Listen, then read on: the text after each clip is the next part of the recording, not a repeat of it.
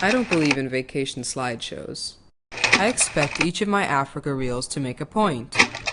Otherwise, you may as well view someone else's footage or photos. They might be more scenic than mine. But the beauty of the Simian mountains overwhelms this high-minded principle of mine, so I'll allow myself this one exception. Fate smiled on our trip the night before in Gondar, when we met Hadassah and Idan in an internet bar, our first Israelis after 2 weeks in Ethiopia. We were starting to suspect our couch-surfing host of exploiting the special internet community to hustle his tour guiding services. He had us nearly convinced to hire his friend to take us to the Simiens for about a half-day trip, since we weren't exactly equipped for camping. The price tag of this little excursion would be high, as we complained to Hadassah and Idan. They identified with us, saying they too had been pressured by locals to hire their travel services. But they had heard from other travelers about a public bus to the area of the park, and that even hitching rides with trucks was a possibility.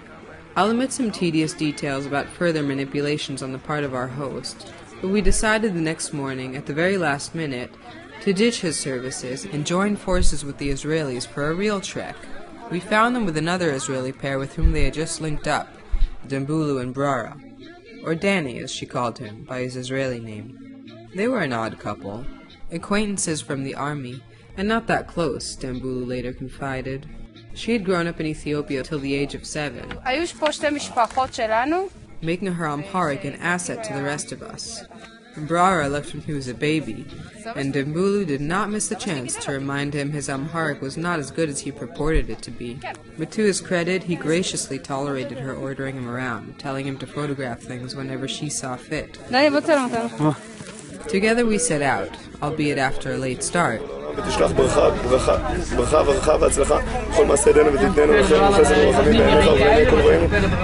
the time we got to the Simian office, it was afternoon, and to get to the actual park we had to go through the local tourism mafia, who assured us there was no hitching at this point, and our only option was their private van, whose price was pretty non-negotiable.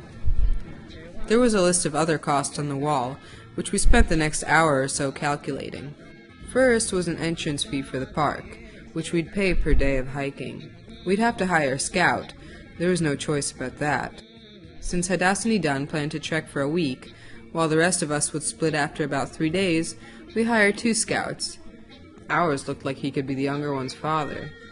We would need a mule for every 45 kilos of baggage. Not much choice about that either. Since a mule man for each mule was listed as a separate item, we joked about taking the mules ourselves and foregoing the mule men, but the clerk sternly told us that was not an option. Tents, sleeping bags, and mattresses had their prices, and we could hire a guide, one that would explain things to us. The scout, we were warned, speaks no English. This, I gathered, was park policy. Otherwise, where was the profit? Before our van had left the town, our scout jumped out to buy a few loaves of white bread. This was to be the bulk of his subsistence for the next 3 days. At the campsite, we cooked dinner with Hadassah and Idan's camping gear, which would benefit us throughout the trip. We had the amazing experience, 6 Israelis serendipitously united on the crown of Ethiopia, of lighting together the last candle of Hanukkah.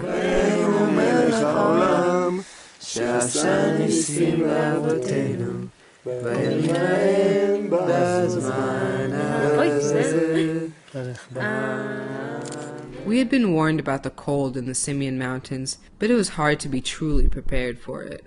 Dembulu and I slept fitfully in our tent. Actually, only Hadassah and Idan got some real sleep, cuddling for warmth. We awoke early the next day, greeted by frost at the foot of our tents. I was amazed to discover that our scouts, like all the locals at the campsite, slept outside, in little alcoves in the bushes, with nothing but the floral blankets they wore around their shoulders.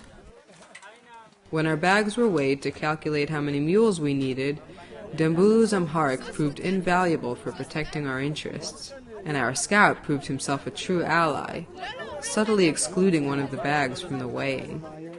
Finally, we set out. I've hiked in various places, mostly the east and west coasts of America, and in Israel, but they did not prepare my eyes to process the sheer heights, visual distances, and angles of the Simian mountains. I'll let the pictures speak for themselves a little while.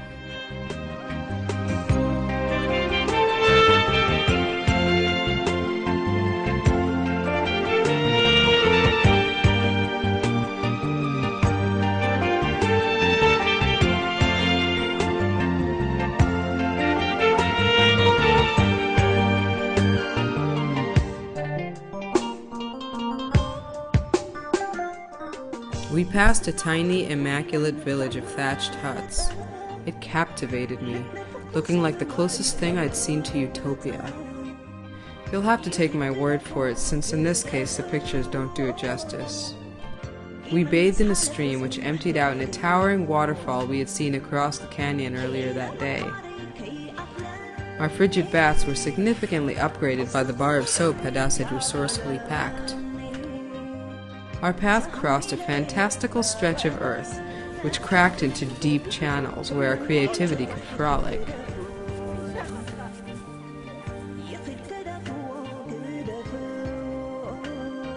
At the campsite, we were offered a sunset so sublime that for its sake, I'm suspending my principle about avoiding cliches like sunsets.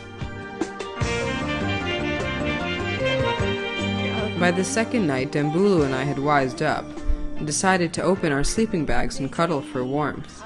It earned us a few hours of sound sleep, with feeling in our feet, but Yosee and Brara were too manly to succumb to our suggestion. We thought the van had taken us up nearly as high as we would go before we began our hike, but we had a rude reality check on the second day. There was a steep ascent, which would take roughly an hour, according to our young scout, but there was still an hour left an hour later. The older scout took the lead, scrambling up easily, pausing to let us catch up, and to laugh at us.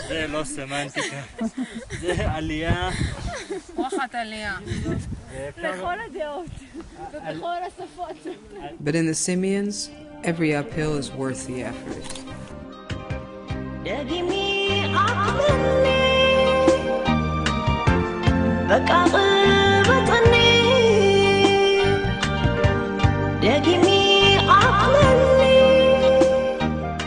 I didn't mention the baboons. There were a lot of baboons.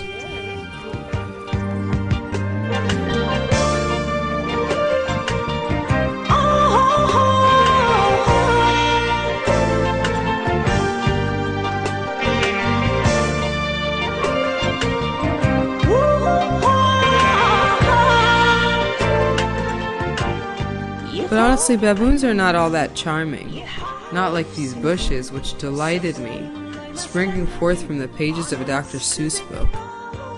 I'll let the pictures take over once again.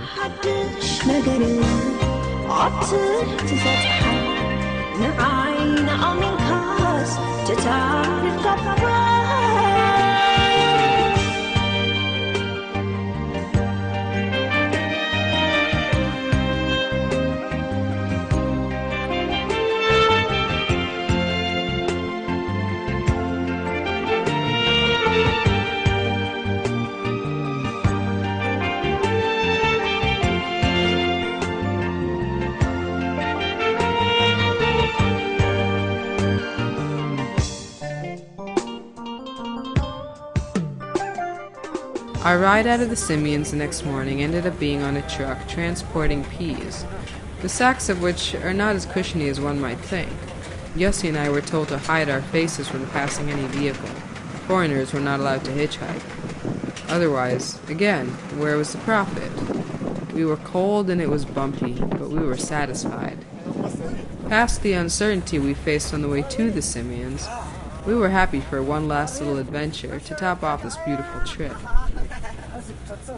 I've sort of lost touch with our star-crossed travel companions, so if you know any of them, please pass this on. I can be sure that at least they will appreciate this cheesy travel slideshow. By the way, Yosee and Brara did finally cave on the last night and cuddled for warmth. And they admitted it worked.